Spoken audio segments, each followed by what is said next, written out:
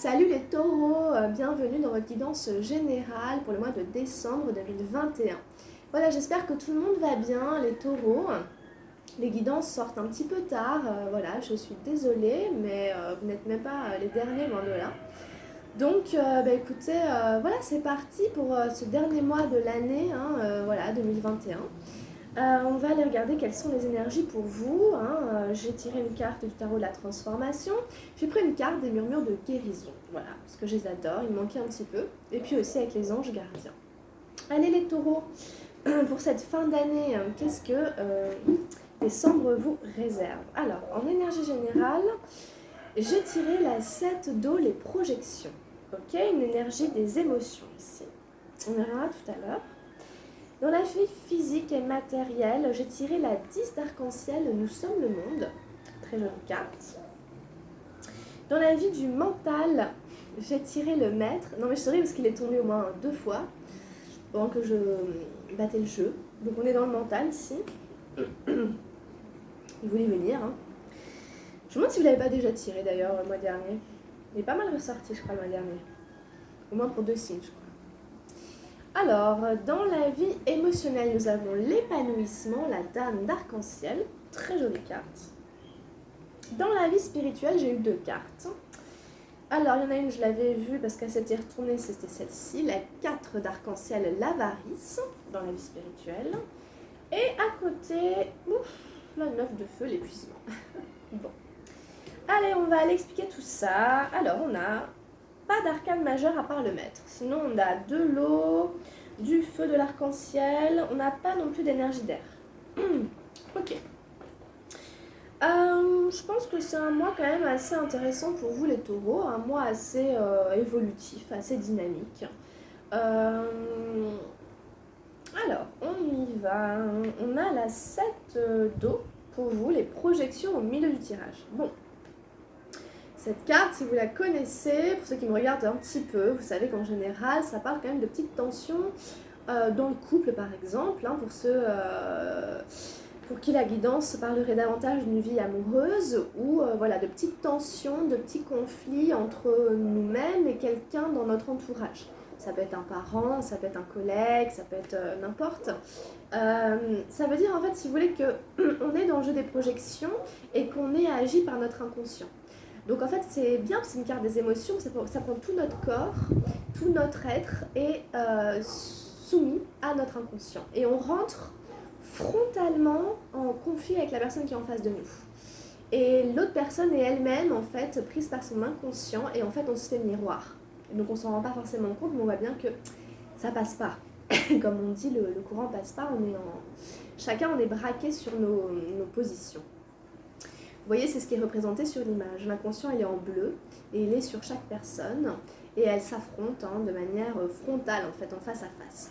Donc, voilà. En tout cas, sachez que s'il y a des conflits avec quelqu'un, c'est parce que votre karma, vos blessures, votre inconscient qui nous agit à plus de 90% est en train d'entrer en réaction, en résonance avec ce que l'autre est venu traiter dans cette vie. Et que, voilà, ça fait trop de tension.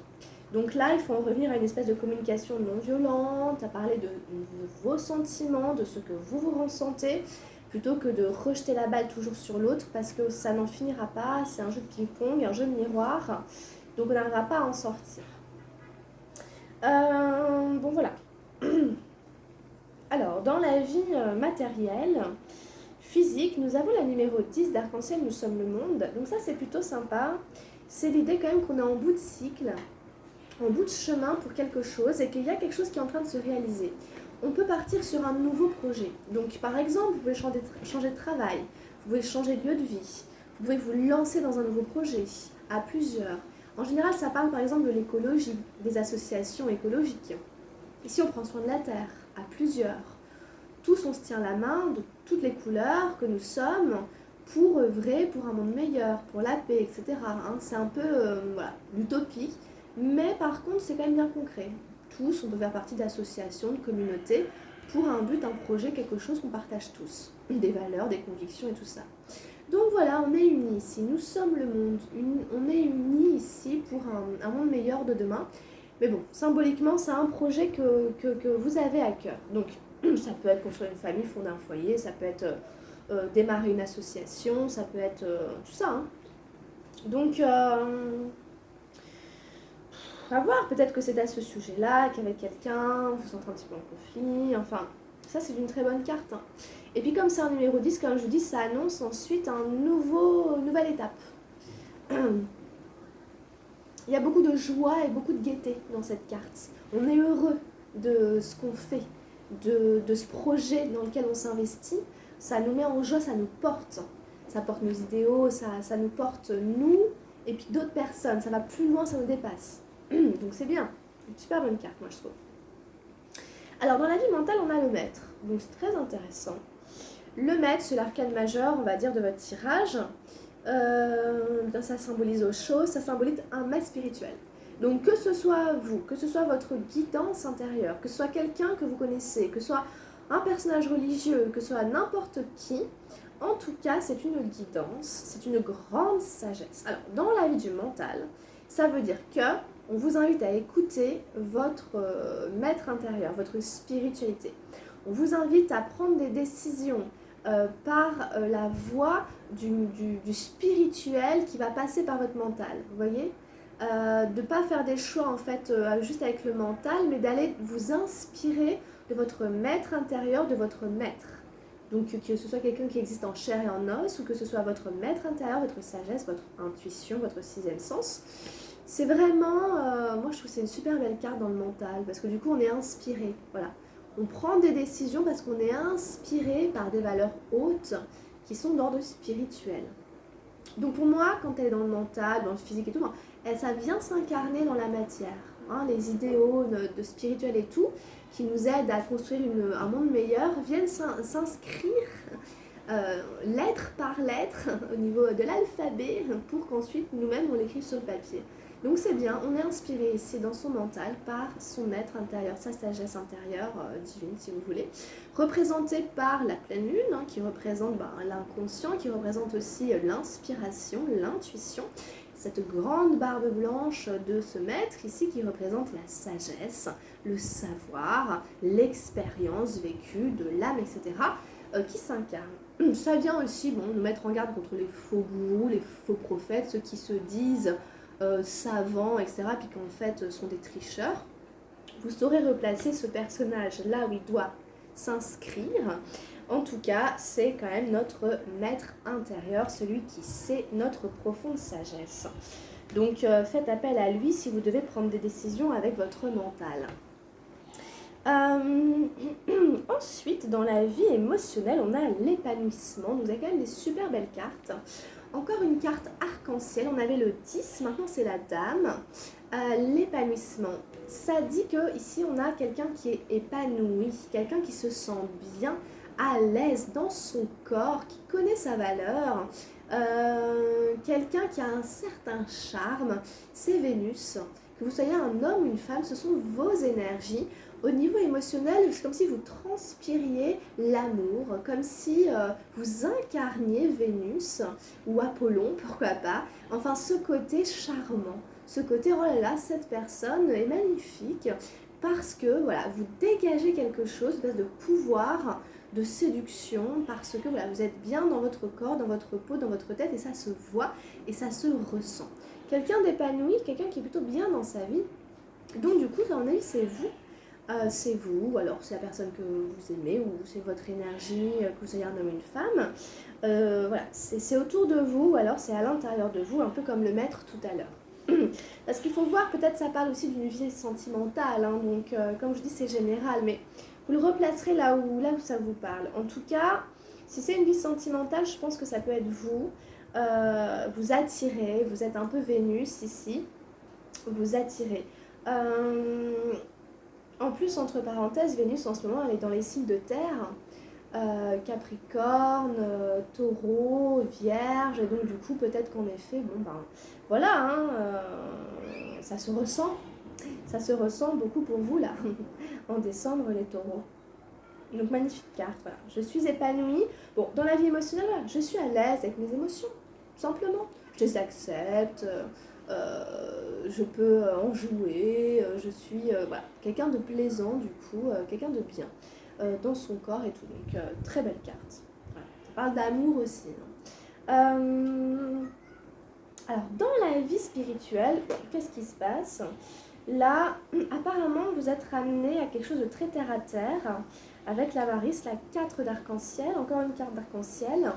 Bon, peut-être l'idée qu'on est un peu près de ses sous, et que du coup, la vie spirituelle, elle est ramenée à quelque chose de très terre à terre, d'abord. Hein, avant d'avoir une spiritualité et tout, il faut peut-être quand même être bien dans ses sous aussi, et compter son argent.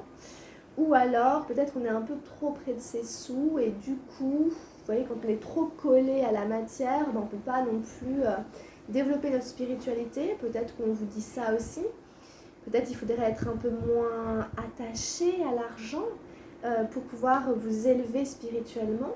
Ce qui ne veut pas dire que l'argent on s'en fout et que c'est pas important, mais toute une question de degré, de doser en fait, hein, pour aussi garder de l'énergie, de l'intérêt pour autre chose qui ne s'achète pas, qui ne se vend pas, qui n'est pas forcément d'ordre matériel. Parce que bon, dans la spiritualité, voilà, je pense que ça pourrait plutôt vouloir dire ça. Hein.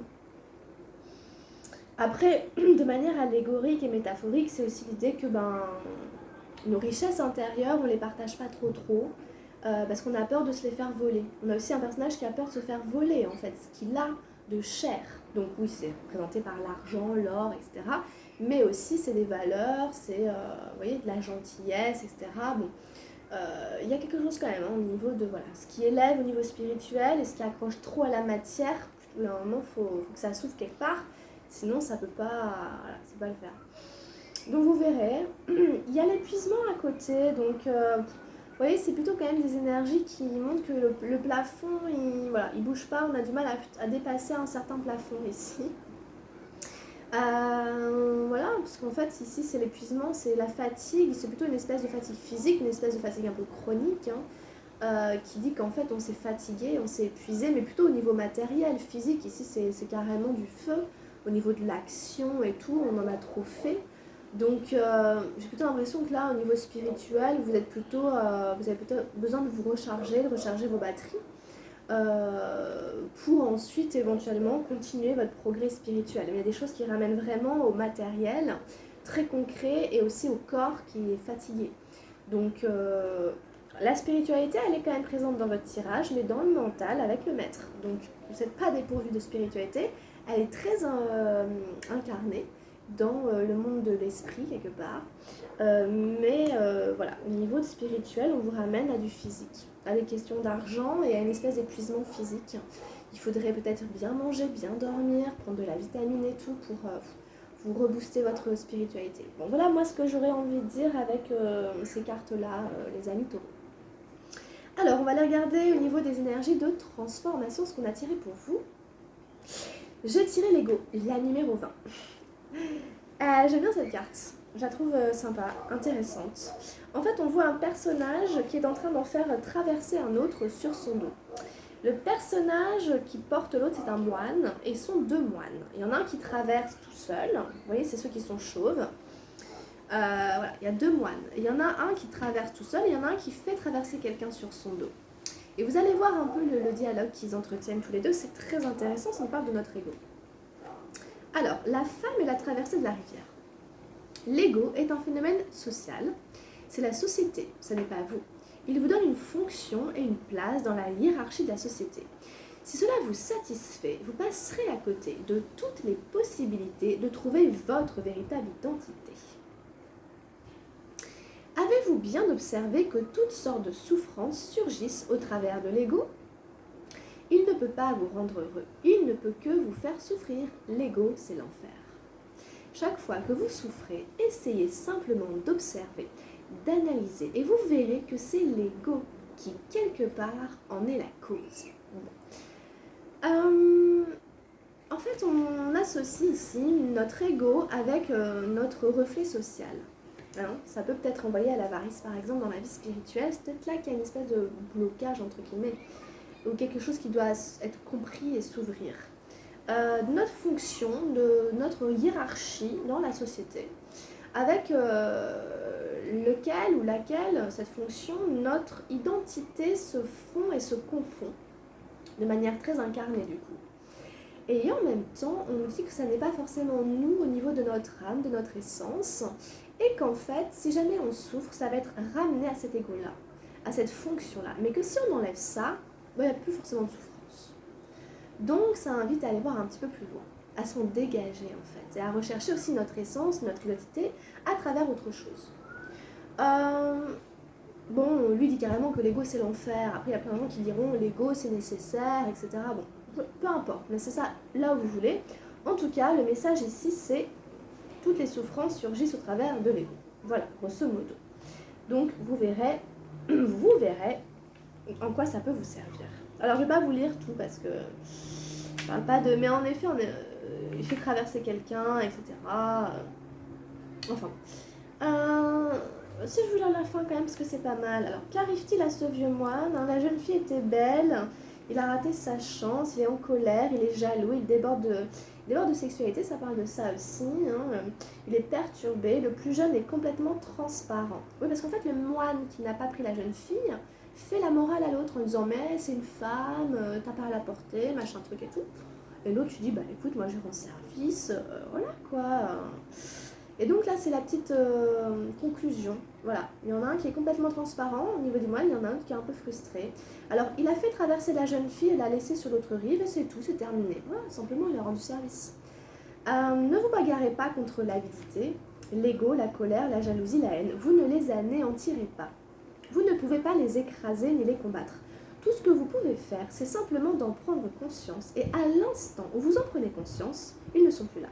Dans la lumière, l'ombre disparaît. Donc c'est simplement, en effet, pas forcément vous battre contre l'avidité ou l'avarice ou peu importe, mais simplement d'en prendre conscience. Une fois qu'on fait la lumière sur quelque chose, et bien en effet, sa part d'ombre disparaît. Son côté négatif, maléfique ou je sais pas, disparaît en fait. Aussitôt qu'on fait la lumière sur la chose. Ce qui est important en effet, c'est de ne pas être dans le déni, de ne pas être dans l'obscurité, dans le faux, de voir la vérité des choses. Déjà, voilà. Donc c'était quand même intéressant de lire un petit peu la fin. Ok, voilà pour ça. Alors, une petite carte avec les murmures de guérison pour vous les taureaux. J'ai tiré la numéro 4, se dorloter. Très jolie carte, on voit une sirène au bord de l'eau, un peu repliée sur elle-même, un peu en position fétale, comme pour dire, bah voilà, je suis en mode cocooning, je prends soin de moi. Donc on va vous inviter quand même à beaucoup prendre soin de vous en décembre, à vous cocooner, à vous dorloter. Voilà. Quoi qu'il se passe dans votre être, il est important de vous soigner et de vous dorloter. Cela implique d'apprendre à écouter vos besoins. Cette carte vous demande d'équilibrer l'attention que vous portez aux gens et aux situations qui vous entourent avec celle que vous vous donnez à vous-même. Cet équilibre vous aidera à faire de meilleurs choix pour vous-même. Faites chaque jour quelque chose pour vous seul. Votre manière de vous dorloter sera unique. Vous pouvez avoir envie de danser, de prendre un bon bain, de vous masser ou de vous enrouler dans votre couverture préférée. Vous pouvez choisir d'aller au lit plus tôt. L'aspect le plus important de votre attention est de vous donner la permission de faire des choix sains. Le maintien d'un flot quotidien d'auto-attention vous aidera de plusieurs manières. Quand une pratique de soins sera en place, vos niveaux d'énergie s'élèveront et deviendront plus importants. Cela amènera une meilleure prise de décision. Une sirène aux ailes d'ange prend soin d'elle. Sa posture indique le besoin de renforcer sa relation à elle-même. Ses ailes vous encouragent à évaluer votre environnement et à trouver l'information qui vous soutiendra le mieux. Essayez de placer votre bien-être à l'avant de vos priorités. Prenez vos décisions en tenant compte de vos besoins personnels. Dorlotez-vous pour traiter l'épuisement que vous pouvez ressentir. Cette carte indique que vous avez trop forcé et avez besoin d'attention. Ça vient faire écho à l'épuisement qu'on avait ici. Donc, simplement écoutez vos besoins, respectez-les. Ça va aussi renforcer la relation que vous avez avec vous-même. Peut-être que vous êtes quelqu'un qui a tendance à trop donner, en faire trop pour les autres et à vous oublier, d'où l'épuisement ici qui touche votre vie spirituelle en fait. Donc c'est important, en effet c'est ce qui vous relie aussi à plus grand. Ça passe par prendre soin de vous, écouter vos besoins, des trucs très terre à terre, évidemment. Pas de spiritualité sans une bonne incarnation qui passe vraiment par le corps, par les besoins, par le chakra racine qui est rouge, si on est dans du rouge. Voilà. Donc c'est très important de traiter ça. Dorlotez-vous. Allez, qu'est-ce qu'on a comme dernière carte ici avec les anges gardiens pour vous les taureaux? On a la patience. On est sur un joli violet. Alors, la patience est de rigueur en ce moment. Tu dois sentir que tout n'évolue pas aussi rapidement que tu le voudrais. Et pourtant, les choses bougent énergétiquement. Le problème qui découle de la situation actuelle évolue aussi positivement. Lâche prise et sois patient. Tu te rendras peut-être compte que ce que tu vis est une bénédiction. Chaque chose est parfaite telle qu'elle est. Aie confiance, tu es aimé et guidé pour l'éternité. On vous demande de faire preuve d'un peu de patience et que ce que vous traversez, voilà, ça fait partie des choses, du plan divin. Et même si j'ai l'impression que ça bouge pas en ce moment, si, il y a des choses qui bougent au niveau énergétique. Ça peut être un peu lent, ça peut être des changements un peu qu'on voit pas trop et tout, mais il se passe quand même des choses. La patience est de rigueur, ok? N'oubliez pas que vous êtes aimé et guidé pour l'éternité, ayez confiance. Voilà les taureaux. Je vais arrêter là. J'espère que la guidance vous aura plu, qu'elle saura vous aider, vous accompagner pour décembre, cette fin d'année. Je vous souhaite de très très belles fêtes de fin d'année. Prenez bien soin de vous, restez avec moi pour votre guidance sentimentale que je vais faire tout de suite. Et puis, écoutez, si vous avez besoin d'une guidance personnalisée, vous pouvez me contacter. J'ai mis les petites infos dans la barre de description. On fait une consultation, on prend un rendez-vous privé sur une question que vous posez vous personnellement. Amis taureau, plein de bonnes choses, meilleurs vœux, bonne santé, tout, amitié, amour, bonheur pour 2022 et je vous re-souhaiterai les vœux en janvier de toute façon. Voilà, à tout de suite pour votre guidance sentimentale. Allez compléter avec le signe ascendant et lunaire. Merci d'être avec moi, restez avec moi pour la suite de l'aventure. Gros bisous, bonne fin d'année 2021, à très bientôt. Bisous, bye bye.